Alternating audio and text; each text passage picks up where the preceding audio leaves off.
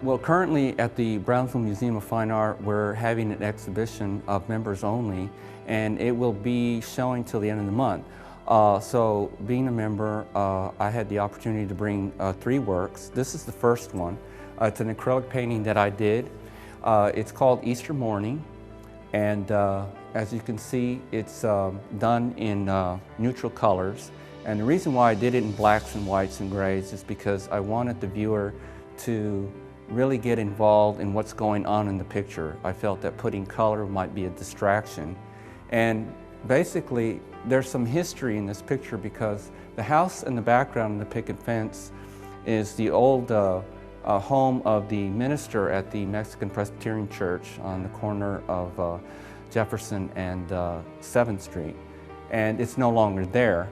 But this is supposed to be me, a year old. We still haven't figured out who the 2 little girls were. But when I finished the painting, I did add 3 elements to it that I felt would make the message stronger because it's called Easter Morning. I added the small crucifix with the bloodstone representing the sacrifice. And then there was a man holding a child in the background, and he was holding his baby, I presume. And I added the halo to that. And then in the very background through the screen door is this ominous looking skeleton figure. And so what I have is, the painting is basically in 3 layers. You have the childhood, adulthood, and then death.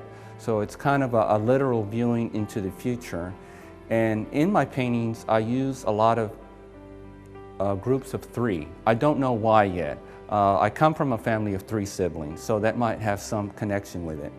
But so the whole painting represents birth and death and then rebirth, and good and evil forces fighting for the souls of the children.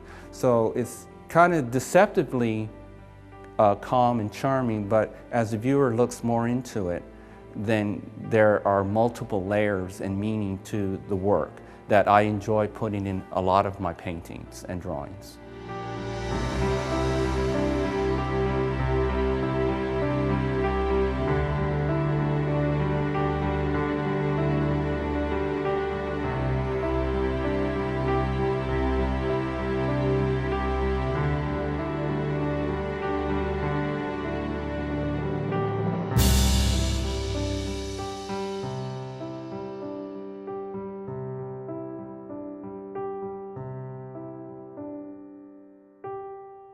This is a graphic pencil done on watercolor paper, and I do a lot of my drawings on watercolor paper so I can have a wide variety of shading from very light to very dark, which I cannot do on regular drawing paper. So I started using watercolor to do my drawings on, and it's a cold pressed paper.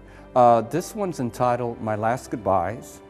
And it kind of represents a story from childhood. I used to walk in the fields, and sometimes when the wind would blow, the corn stalks would be like waving and took on kind of a human form in my eyes. And this was my last drawing I did when I was in the US. I tried to immigrate to Canada, but that proved unsuccessful. But this was the last drawing I did before I left to Canada. And so it represents me walking around in the field and looking at things that meant a lot to me in my childhood that I was going to be leaving behind. And the house represents, with a hole in it, it represents me going into a new country. But with that in mind, I put kind of a self-portrait in the foreground to represent that even though I was no longer in my hometown or where I was raised, I would always leave a part of me back there. And so the addition I put was a big ash tree that was in front of my parents' home. And it's still there, it's growing back, and I used to climb it a lot and just spend hours in it. So it's basically a tour of just visiting the last things in my life that I'm going to leave behind. So that's why it's called My Last Goodbyes.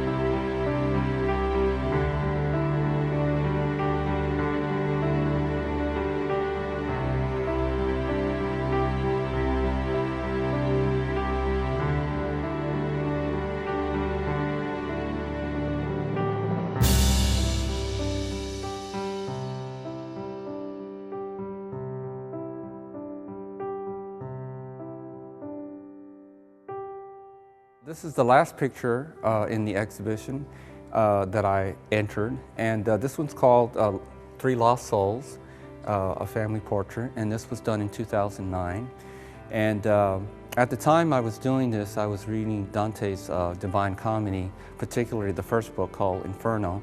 And what it basically shows is three shadowed figures, and they're together, but they're kind of lost in their own thoughts and their own world.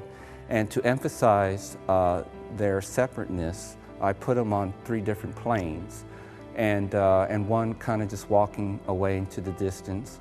And then I put kind of like this crackling, burning sky in the background,